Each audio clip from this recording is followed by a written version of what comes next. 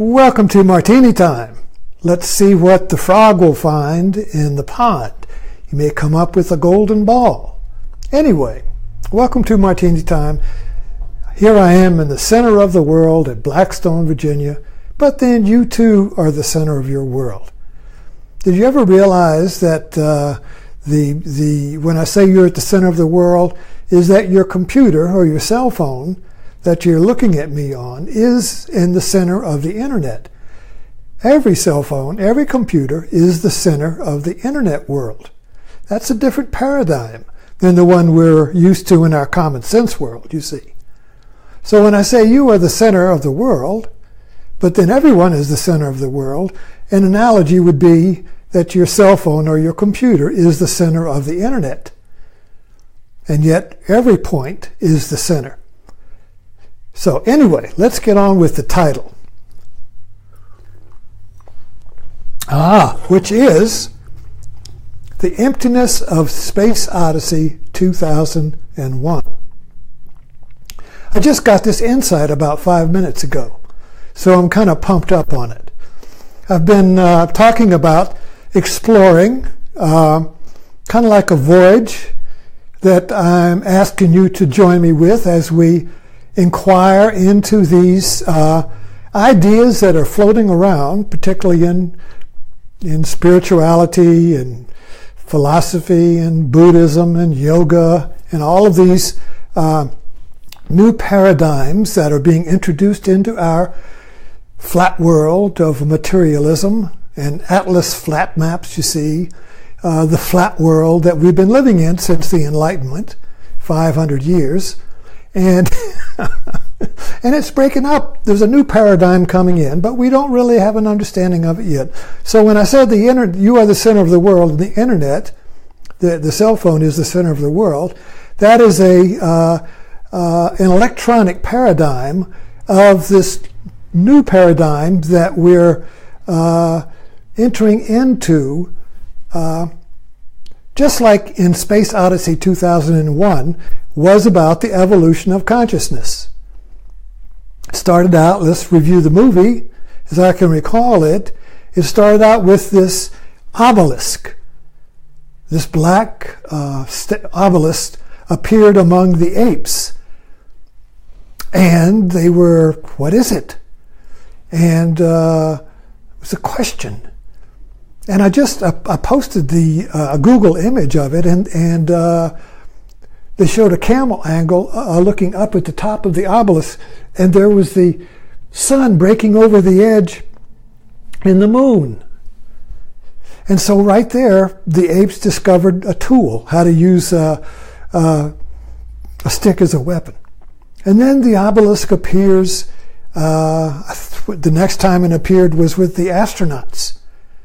And so it kept appearing throughout the evolution of consciousness. The next thing you see, well, remember, as I recall, I may have forgotten a lot, but there was the apes built a tool, boom, boom, boom, and then the next thing you know, we're watching these astronauts, and their tool is the rocket.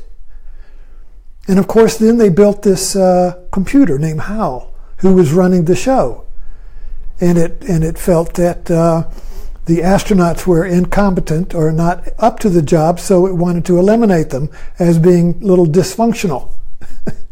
So the human had to disconnect from the computer. The astronaut had to disconnect Hal. That was his name. But anyway, so we're trying, all right, so I'm wandering here. I hope not. I hope I'm coming to the point here.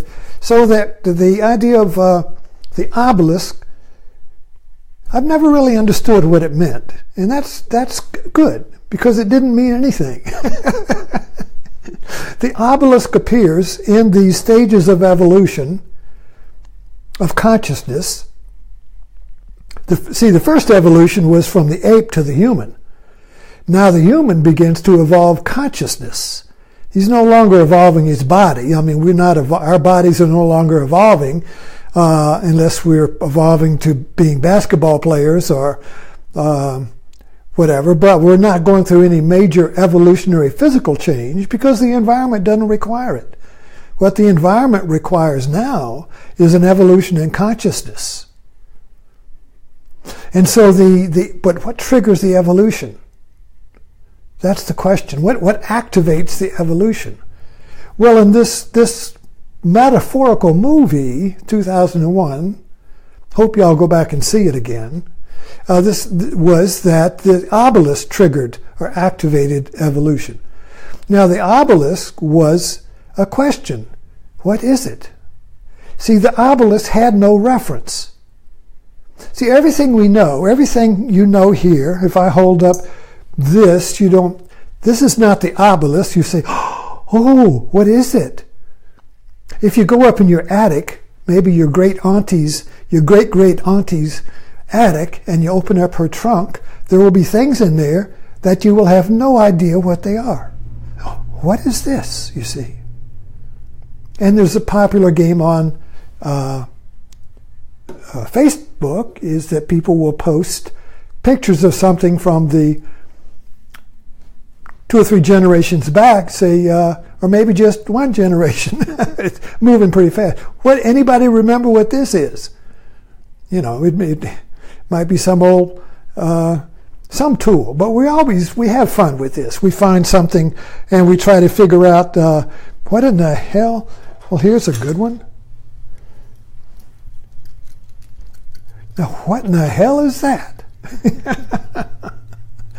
Well, you would only know this if you knew anything about Tibetan Buddhism. So the meaning to this is Tibetan Buddhism, which is known. So then if you know this prayer wheel, you see, it has meaning, reference to the past and the known. That is, if you would study Tibetan Buddhism or go there, or if you would go to an import shop and you would say, what is this? And they would tell you, oh, that's a Tibetan prayer wheel. There's prayers in there. If I open this up, there's prayers. And when you do that, it sends the prayers out. It's kind of like a metaphorical prayer of the mind, sending prayers out, you see. So anyway, the point is that until you find out what this is, either from asking somebody in a shop or looking up on Google or going somewhere, it's the obelisk. It's the obelisk, you see. But everything we find in the physical world, we can find a reference to it. We can find some way of connecting it to something that we know. And I know, you know, I live here in Blackstone, Virginia, and when you come into a rural area like this, I'm sure this is the same everywhere, and you meet people, maybe you're visiting or you're moving here or something, people will want to know you by connecting you to people they know. Oh, you're so-and-so's cousin. And you can watch the calculator going so-and-so's cousin. Oh, did you know so-and-so? And yada, yada. And so then the dots start connecting, you see. Now, there may be somebody in your village who has no reference. He's very mysterious. We don't know who he is. We don't know his family. He has no history. We don't know who he is. Psst, psst, psst, psst, psst, psst. And people fill in the blank. Oh, he's so-and-so. Oh, he's so-and-so. Maybe he did this. Or maybe something goes wrong. He did it, you see. You fill in this blank. We don't like blanks. We don't like emptiness. We can fill it in with the known, you see. So the obelisk has no reference to the known. Even the apes can't figure out what it is, and the astronauts can't figure it out. It's unknown. It's empty. It's an empty bowl. It's a form, but it has no reference. There's no way. It's no way to know what it is because there's no reference on earth. There's no reference to any of the books. You know, a lot of the mysteries and everything is that what is this? And you have to go to the library and they research and they finally find some little teeny bitty reference that connects to that. That unravels it. But the obelisk has no reference. It's empty, you see. And that's what triggers the evolution of consciousness. Emptiness. It's a question. Now, when we want to evolve our own consciousness, which we can, if we want to evolve our consciousness to greater understanding, we have to ask the obelisk question. What's the truth here? So when we're presented with something on internet or Facebook or something, and this is happening all the time, you get these website connections or these breaking news or something like that. And if we don't ask the question, what's the truth here? What's the truth? I mean, look, what's the source here? Who wrote this? What's the truth? If we don't that, we just believe it and we go with it. And if it's false, it takes us in the wrong direction. So this question, what's the truth here, has to be asked if we want to evolve our understanding. So when you're in a fit, snit, or some dilemma, you see, in your personal life, and you don't know what's going on, wait a minute, what's happening here? What's going on? If I enter the emptiness of not knowing,